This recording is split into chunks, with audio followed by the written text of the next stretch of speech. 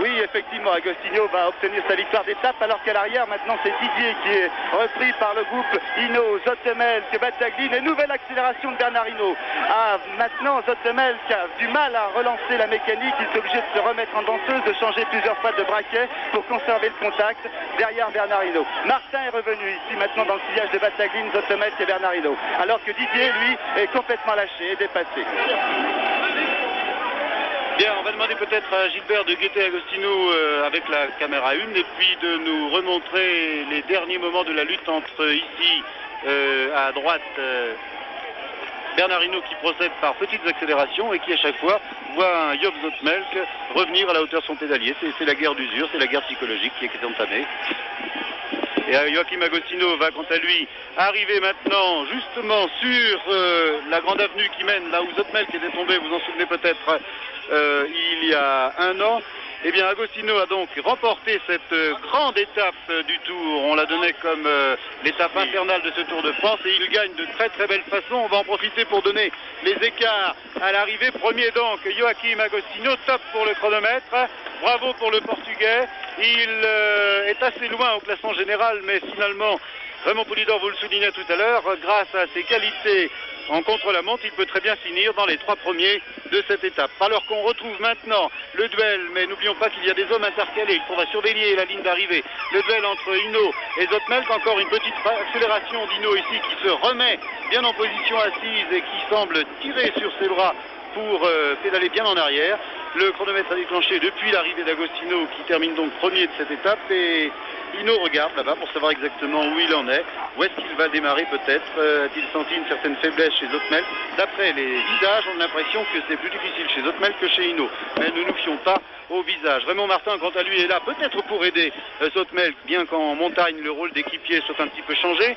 D'autres hommes qui vont arriver sur la ligne ici, car il y a encore Alban, Bernaudot, Laurent et Nilsson qui vont prendre des places d'honneur alors qu'Agostinho est ici en train de récupérer près de la ligne. On reste quant à nous près de Zoetemelk Hinault avec Martin. Battaglin est toujours là, oui, j'ai eu peur un moment pour lui, il est toujours là et il pourrait quant à lui démarrer sur la fin. Voilà Guimard qui s'approche et qui donne ici l'arrivée d'Agostinho vraisemblablement. C'est Alban qui va prendre la deuxième place de cette étape, il est en train de virer là-bas et il arrive à son tour près de la ligne. Cela fait 1 minute 25 secondes qu'Agostinho il va avoir du mal Alban. Là, il se bat comme un beau diable. Il aura fait un très bel effort aujourd'hui. Je crois qu'il veut conserver cette deuxième place acquise de quelle façon, car lors de l'étape des Pyrénées, Alban a terminé 4e alors que le peloton était à peine 20 mètres de lui. Voilà Alban qui va donc prendre la deuxième place de cette étape derrière Agostinho qui se retrouve. Je crois qu'il faut souligner l'exploit d'Alban car il s'est battu aujourd'hui. Oui, c'est bien ce qu'il a fait. Alban deuxième, attention pour Alban. Oui, top pour Alban à 1 minute 57 secondes d'Agostinho. Premier donc, oui, on repasse sur la caméra 2 tout de suite. Démarrage de Battaglin qui est suivi par Martin, alors que Hinault et Zoetemelk ne se quittent pas, mais Zoetemelk s'accélère sur la droite maintenant. Bernard Hinault change de développement, va à la poursuite maintenant de Zoetemelk. Toujours Battaglin, Martin, Zoetemelk, Hinault qui fait son effort et qui revient dans le sillage de Zoetemelk. Une trentaine de mètres d'avance maintenant pour Battaglin qui va dans les virages, les derniers virages, essayer d'obtenir les points du meilleur grimpeur ici au sommet. Battaglin toujours avec 40 mètres d'avance, le replat de l'Alpe d'Huez, 40 mètres d'avance sur Martin, Zoetemelk et Bernard Hinault.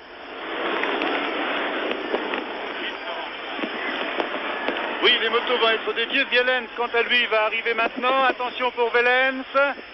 Et la troisième place, troisième Vielens, quatrième Laurent. À 2 minutes 45 secondes d'Agostinho.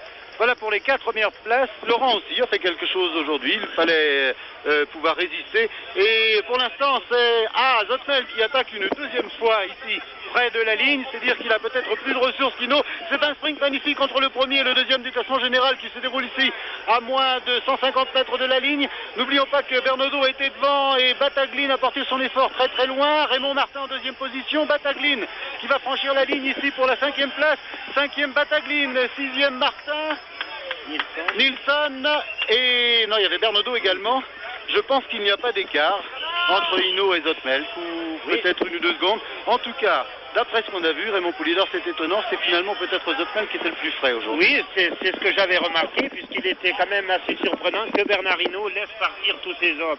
Et ce qu'on a vu aujourd'hui, je crois que pour demain, Joop Zoetemelk va avoir le moral car il a surpris Bernard Hinault et Bernard Hinault a eu du mal à garder le contact avec Joop Zoetemelk. Et certainement demain, il faut s'attendre à une attaque de Joop Zoetemelk.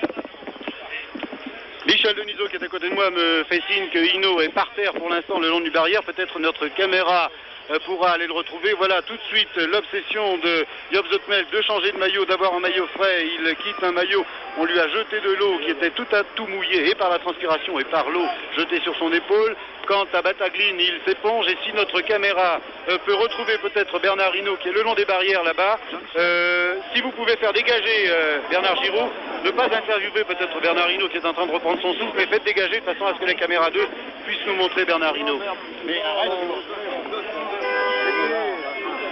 Ah, il est assis. Il est assis, il récupère, d'après vous, Raymond Poulidor? Oui, il récupère car il a fourni un effort assez violent. Et je crois qu'aujourd'hui, Bernard Hinault a vraiment puisé dans ses réserves pour garder le contact avec Joop Zoetemelk. Et évidemment, il n'a rien perdu sur Joop Zoetemelk, mais il a fait un effort et Joop Zoetemelk l'a même surpris.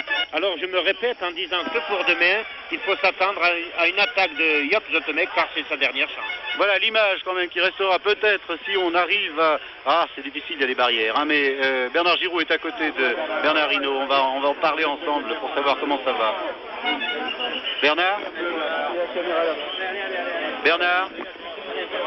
Bernard Giraud, vous êtes à côté de Bernard Hinault. Oui, pour l'instant, Bernard m'a fait... Michel